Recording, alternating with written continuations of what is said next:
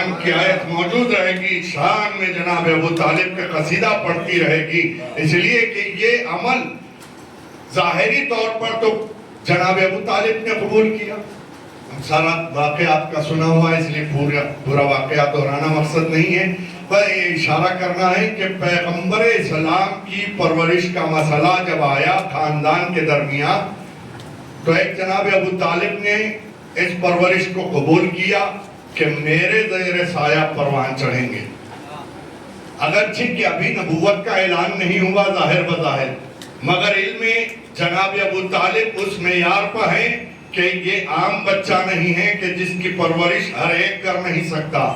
جناب ابو طالب نے قبول کیا، اور قبول کرنے کے بعد ظاہر ہے کہ بہت کم سنی میں آپ یتیم ہو گئے تھے، تو آپ کی پرورش کی ذمہ داری قبول کی، اگرچہ کہ کسی اور کو اعتراض بھی ہو نہیں سکتا تھا. یہ سید وطا ہیں کہ جن کی پرورش میں حضور سرور کائنات کی پرورش ہوئی ہے. جناب ابو طالب نے پرورش کو قبول کیا اور ایسے پرورش کی کہ ایک زانو پر رسالت پروان چڑھتی رہی تو دوسرے زانو پر امامت پروان چڑھتی. اس ذات گرامی کے بارے میں ہم کیا بیان کریں کہ جس کی آغوش کا پالا ایک خاتم النبیین ہے، ایک سید الوصیین ہے. ظاہر ہے کہ صلوات پڑھ دے محمد.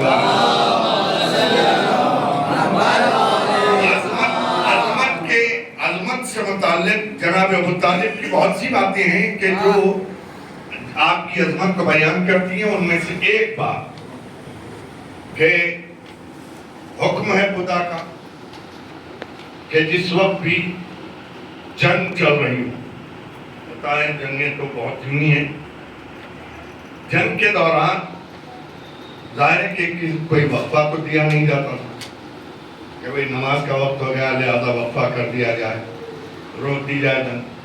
ایسا تو کبھی ہوا نہیں. جنگ ہو رہی ہو تو حکم کیا ہے؟ حکم یہ ہے کہ دوران جنگ نماز کا وقت داخل ہو جائے تو آدھا لشکر جنگ کرتا رہے، آدھا لشکر نماز پڑھتا رہے. یہ حکم شریعت ہے. قرآن میں اس بات کی وضاحت ہے کہ آدھا لشکر نماز پڑھے، آدھا لشکر ان کی حفاظت کے لیے جنگ کرتا رہے. یہ صریحاً حکم ہے، قرآن میں موجود ہے. جنگ کے دوران نماز کا وقت داخل ہو جائے تو یہ حکم ہے. پہلی نماز جو قائم ہوئی ہے وہ مکے میں، اور پہلی جماعت کی نماز پیغمبر اسلام پڑھا رہے ہیں. پڑھنے والوں میں کون ہے؟ آپ کا اور میرا مولا امیر المومنین حضرت علی ابن ابی طالب. مردوں میں تنہا علی ابن ابی طالب، عورتوں میں جناب محسن اسلام شہزادی خدیجۃ الکبریٰ سلام اللہ علیہ. تیسری ہستی جو شامل ہوئی ہے وہ ہے جناب جعفر. تو یہ آئے تو دیکھا کہ بابا ٹیلے پر کھڑے ہیں، ایک ٹیلے پر کھڑے ہیں. کون؟ جناب ابو طالب. اور یہ ہستیاں نماز پڑھ رہی ہیں. نماز شروع ہو چکی تھی جس وقت جناب جعفر آئے تھے. جعفر تیار جس وقت آئے دیکھا کہ نماز ہو رہی ہے اور بابا ایک ٹیلے پر کھڑے ہوئے ہیں، برہنہ شمشیر لیے ہوئے. تو پوچھا بابا کیا بات ہے آپ یہاں اور اس طرح؟ تو کہا جاؤ ان نمازیوں میں شامل ہو جاؤ. دیکھیے نماز پڑھنا اور ہے، نماز قائم کرنا اور. پڑھتے ہم ہیں، قائم کرنے والے یہ ہستیاں ہیں کہ جنہوں نے نماز کو قائم کیا ہے، بلکہ نماز کی حفاظت کی ہے. حفاظت کس طرح کی میں نے آپ کو پہلے ہی بیان کر دیا کہ آدھا لشکر نماز پڑھے، آدھا لشکر ان کی حفاظت کے لیے ٹھہرے. میدان جنگ میں آدھا لشکر حفاظت کرے نمازیوں کی اور آدھا لشکر نماز پڑھے. یہ حکم صریحی ہے موجود اور اسی کی ابتدا ہو رہی ہے آج. کہ پیغمبر اسلام نماز پڑھ رہے ہیں، علی ابن ابی طالب پیچھے نماز پڑھ رہے ہیں، جناب خدیجہ نماز پڑھ رہی ہیں، جناب جعفر نماز پڑھ رہے ہیں، اور جناب ابو طالب ان کی حفاظت کر رہے ہیں۔ مطلب یہ بات سے دو بات نہیں ہو سکتی، اس سے دوسری بات نہیں ہو سکتی کہ آدھا لشکر ان نمازیوں کی حفاظت کر رہا ہے، آدھا لشکر نماز پڑھ رہا ہے۔ یہی بات تو طے ہوئی نا کہ جناب ابو طالب حفاظت کر رہے تھے، نماز قائم ہوئی۔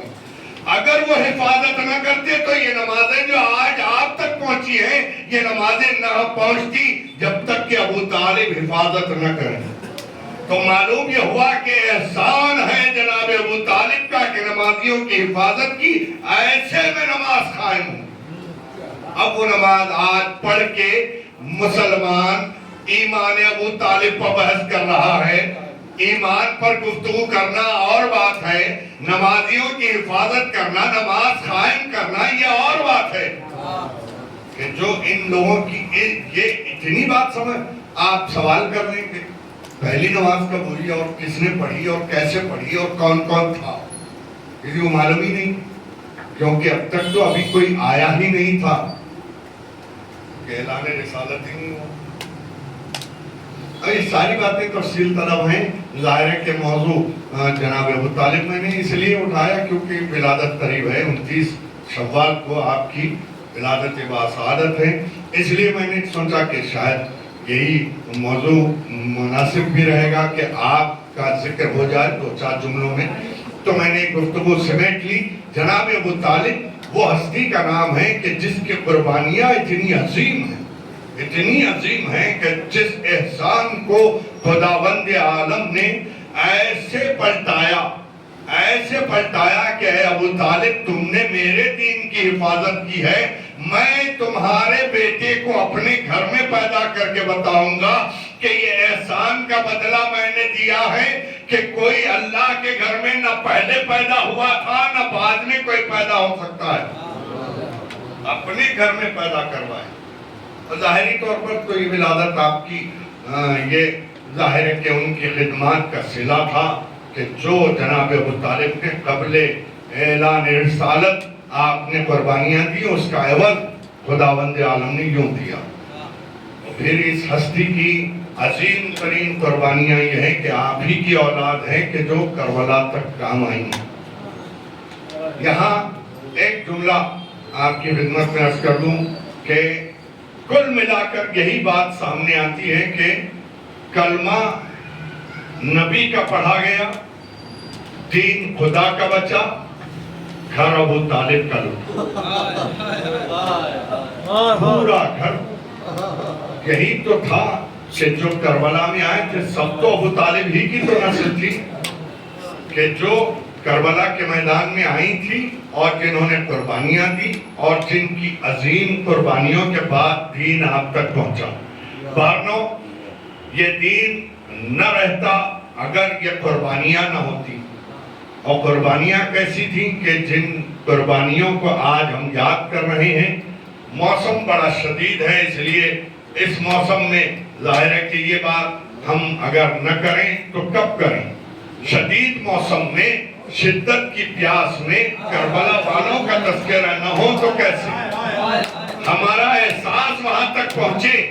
تھوڑی سی دیر اگر گزر جاتی ہے تو آپ کے لیے ٹھنڈے پانی کا بھی اہتمام ہوتا ہے، کہیں مجلس میں آپ چلے جائیں تو شربت کا بھی اہتمام ہے، ٹھنڈے پانی کا بھی اہتمام ہے۔ سوچئے کربلا والوں نے کیسی قربانیاں دی کہ جن کی بھوک و پیاس کا کوئی اندازہ نہیں کیا جا سکتا۔ ارے 3 دن تو کہنے کو کہتے ہیں مگر کتنے دن کے بھوکے پیاسے رہے اس کا کوئی تذکرہ نہیں کیا جا سکتا۔ بالخصوص 3 ہستیاں ایسی ہیں کہ جن کی بھوک و پیاس کا اندازہ نہیں کیا جا سکتا۔ ایک جناب زینب ہے، ایک جناب عباس ہے، ایک امام حسین ہے، کہ یہ کتنے پیاسے رہے۔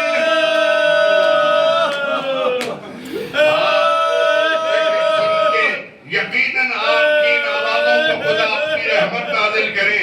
ہاں یہ احساس کی بات تھی جو میں نے آپ سے عرض کی، اور آپ کا احساس وہاں تک پہنچ گیا ہے تو میں اور تفصیل نہیں عرض کروں گا صاحب کی، بس اتنا عرض کرنا ہے کہ کربلا میں جہاں اور قربانیاں کی ہیں وہیں یہ پیاس کی بڑی عظیم قربانی حسین ابن علی نے دی، مگر ایسے میں بھی کبھی یہ ذکر نہیں کیا کہ میں پیاسا، ہاں یقیناً اس موقع پر یاد کیا آپ کو کہ جب ششمانے کے لیے سوالے آپ کر رہے تھے کہ کاشیو ارے تم کربلا میں ہوتے اور دیکھتے کہ میں کیسے اپنے بچے کے لیے سوالے آپ کر رہا تھا، یا تو حسین سوالے آپ کر رہے تھے یا جواب میں تیرے سے